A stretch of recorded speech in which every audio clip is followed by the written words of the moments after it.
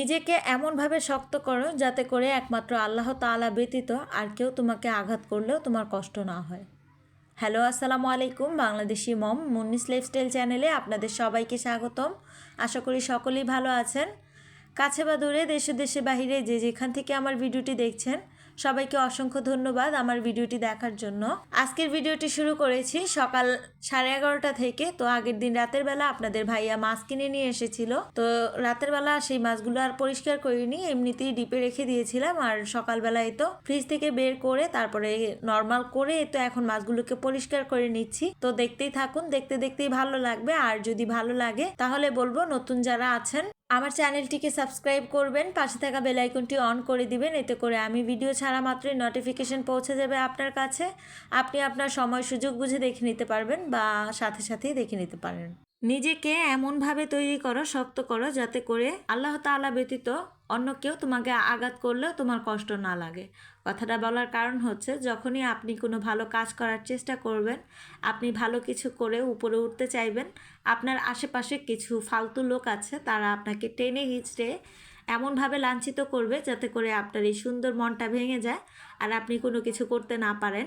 সেই জন্যই বললাম, নিজেকে এমনভাবে তৈরি করবেন যাতে করে কোনো ফালতু লোক আপনাকে হাজারো অপমান করার পর আপনার এক কান দিয়ে ঢুকে আরেক কান দিয়ে বের হয়ে যায়। কিছু মানুষ আছে যারা আমাদের সুন্দর চিন্তা ভাবনাকে সম্মান জানায়, আবার কিছু ফালতু লোক আছে যারা আমাদের সুন্দর চিন্তা ভাবনাগুলোকে শুনলে তারা অসম্মতি জানায়, অসম্মান করে, বলে যে জীবনও পারবি না, তোর দ্বারা কোনোদিন সম্ভব না, কি যোগ্যতা আছে তোর, মানে এইসব কথা বলে তারা আমাদের মন ভেঙে দেয়। তো সেজন্যই বললাম, নিজেকে এমনভাবে তৈরি করুন যাতে করে আপনাকে অন্য কেউ আঘাত করলেও আপনার কষ্ট না লাগে, স্বয়ং আল্লাহ তাআলা ব্যতীত। আবার এতটাও শক্ত হয়েন না যে আপনার সামনে কেউ তৃষ্ণায় মরে যাচ্ছে আর আপনি তাকে পানি দিচ্ছেন না বা তাকে কোনো সাহায্য করছেন না। আমি আসলে কথার কথা বোঝানোর চেষ্টা করলাম যে এমনভাবে তৈরি করুন নিজেকে যাতে করে আপনি কখনো মানুষের কথায় দুর্বল হয়ে ভেঙে না পড়েন। কথা বলতে বলতে এখানে আমি আমার মাছগুলো ধুয়ে নিয়েছি। এখানে 2 পদের মাছ আনা হয়েছে, রুই মাছ আর তেলাপিয়া মাছ। আমার হাজবেন্ডকে যদি বলি যে আমার এই মাছটা খেতে মন চাচ্ছে, তাহলে আমার হাজবেন্ড সেই মাছটাই বারবার আনতে থাকবে। তো একবার বলেছিলাম তেলাপিয়া মাছ আনতে, তো সেই থেকে এই পর্যন্ত আমার হাজবেন্ড শুধু তেলাপিয়া মাছ আনে। আর এই তো গতবার বলেছিলাম রুই মাছ নাও, রুই মাছ খেতে ইচ্ছে করছে, আর সেই জন্যই এখন তেলাপিয়া মাছের সাথে রুই মাছও যোগ দিয়েছে। যাই হোক, এই যে এখন আমি এখানে রুই মাছগুলোকে ভেজে নিচ্ছি। তো আমি কিন্তু কম তেলে রুই মাছ ভাজছি। তো আজকে দুপুরের জন্য আমি রান্না করব টমেটো পেঁয়াজ দিয়ে রুই মাছ ভুনা, আর সাথে থাকবে করলা ভাজি কাসকি শুটকি দিয়ে। তো আমি কখনো করলা ভাজি খাইনি কাসকি শুটকি দিয়ে। আমার শাশুড়ির নাকি কাসকি শুটকি দিয়ে করলা ভাজি খেতে ভীষণ ভালো লাগে, আমি কখনো করিনি, জানিও না।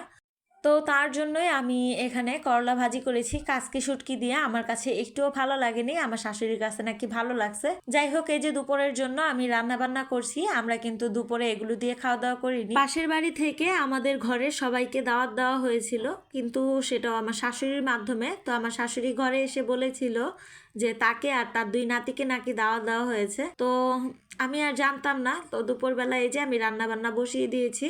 তো যে বাড়ি থেকে দাওয়াত দেওয়া হয়েছিল ওই বাড়ির একজন এসে বলতেছে, তাড়াতাড়ি চলো, এখনো রেডি হওনি কেন? তো আমি বললাম, আমি কোথায় যাব, যাবে তো ওরা। তো বলতেছে তোমাদের সবাইকে দাওয়াত দেওয়া হয়েছে। তো যাই হোক, সেখানে আর আমি যাইনি, আমার শাশুড়িকে আর আমার 2 ছেলেকে পাঠিয়েছি। তারা আমার শাশুড়িকে খাইয়ে তারপর আমাদের জন্য খাবার পাঠিয়ে দিয়েছে। আমাদের বলতে আমার আর আমার হাজবেন্ডের জন্য। কথা বলতে বলতে এখানে কিন্তু আমি পেঁয়াজ মরিচের বেরেস্তা করে এরপর এখানে একটু পানি দিয়ে আদা রসুন হলুদ মরিচ লবণ দিয়ে এই যে রুই মাছটা ভুনা বসিয়ে দিব। ভিডিওগুলোতে কিন্তু আমি তেমন আপনাদের সাথে রান্নাবান্না শেয়ার করি না, কারণ আমি তেমন ভালো রান্নাবান্না জানি না, সেই জন্য আর কি খুব কম শেয়ার করি ভিডিওতে রান্নাবান্না। যাই হোক, ভাবলাম আজকে একটু রান্নাবান্নার ভিডিও শেয়ার করি। এমনিতেও আমার ভিডিওটা খুব ছোট হয়ে গেছে, আর আমি তো এমনি একদিন পর পর ভিডিও দিচ্ছি, তার উপর যদি খুব ছোট ভিডিও দিই তাহলে তো আমি ওয়াচ টাইমটা একেবারেই পাবো না। তো এই যে কথা বলতে বলতে এখানে কিন্তু মশলা কষানো হয়ে গেছে, আর এই তো এখন টমেটোটা দিয়ে দিলাম। তো টমেটো দিয়ে আমি কিছুক্ষণের জন্য ঢেকে রাখবো।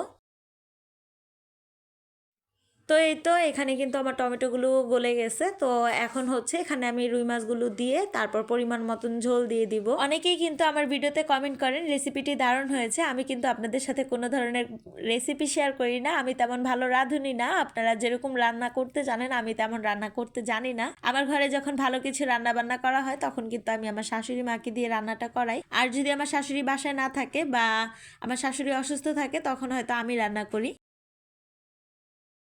জীবনে 4 ধরনের মানুষের সাথে কখনো বন্ধুত্ব করতে নেই। কখনো বোকার সাথে বন্ধুত্ব করবেন না, সে আপনার উপকার করার চাইতে ক্ষতি করবে বেশি। কৃপণের সাথে বন্ধুত্ব করবেন না, সে বিপদের দিনে পাশে না থেকে নিজেকে গুটিয়ে নেবে। যারা পরনিন্দা করে তাদের সাথেও বন্ধুত্ব করবেন না, সে নিজের প্রয়োজনে আপনাকে ব্যবহার করবে। আর সেই সাথে মিথ্যাবাদীর সাথেও কখনো বন্ধুত্ব করবেন না, কারণ সে মরীচিকার মতো দূরের স্বপ্নে বিভোর করে কাছের জিনিসগুলোকে দূরে সরিয়ে দিবে আপনার থেকে। আমার এই কথাগুলোর মাঝে কোনো ভুল আছে কিনা অবশ্যই আমাকে কমেন্টের মাধ্যমে জানাবেন।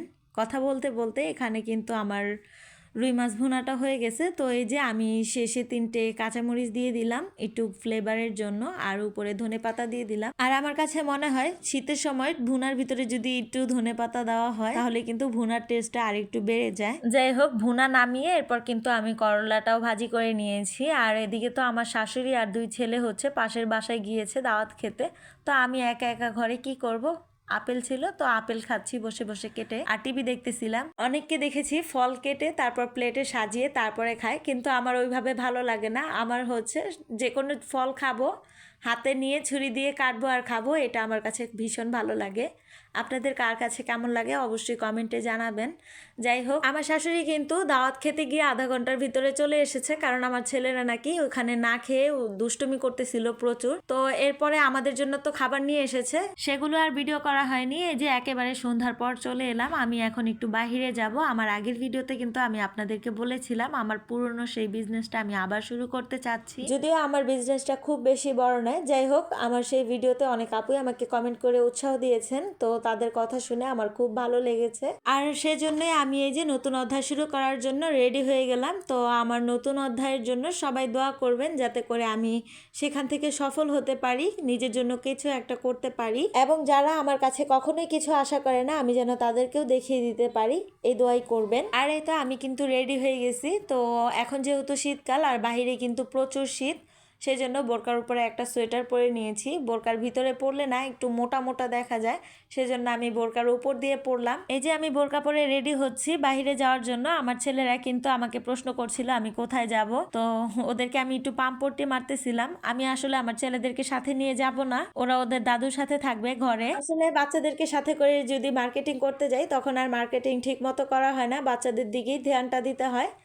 যাই হোক, ওদেরকে আমি বলে গেছি যে ওদের জন্য মজা নিয়ে আসবো। তো এই যে আমি রওনা হয়ে গেলাম। তো কথা বলতে বলতে এই যে মার্কেটেও চলে এসেছি। আর যে দোকান থেকে আমি কাপড়গুলো কিনেছি সেই দোকানটা একটু ভিডিও করে রাখলাম, যদি কাপড়ে কোনো গরমিল থাকে পরবর্তীতে যাতে লোকগুলো আমার সাথে অস্বীকার করতে না পারে, সেজন্যই আমি ভিডিওটা করেছি আর কি। তো এই যে আমি ফাইনালি বাসায় চলে এসেছি, আর এখন আপনাদের সাথে শেয়ার করব কি কি কিনেছি। শুরুতেই হচ্ছে আমার ছেলেদের জন্য 2টা জ্যাকেট নিয়েছি। তো এটা নাকি নতুন বের হয়েছে, জানি না কতটুকু সত্য বললো লোকটা। তো এটা হচ্ছে 2টা সিস্টেম আছে, উপরের পার্ট যদি ময়লা হয় তাহলে আমি ভিতরের পার্টটাও পরাতে পারবো। তো জ্যাকেটের উপরের পার্ট হচ্ছে লাল আর ভিতরেরটা তো দেখলেনি সুতি কাপড়ের। জ্যাকেট কিন্তু 2 ভাইয়ের জন্য আমি একই কালার নিয়েছিলাম, কিন্তু আমার বড় ছেলে বলছে সে কালো পরবে। তো আমার ছেলের কাছে নেভি ব্লু কালারটা আর কি কালো মনে হচ্ছিল। তো যাই হোক, বড় ছেলের জন্য কালো নিয়েছি আর ছোটটার জন্য হচ্ছে লাল। তো এখন আপনাদের সাথে শেয়ার করি আমি আমার ব্যবসার জন্য কতটুকু কাপড় নিলাম।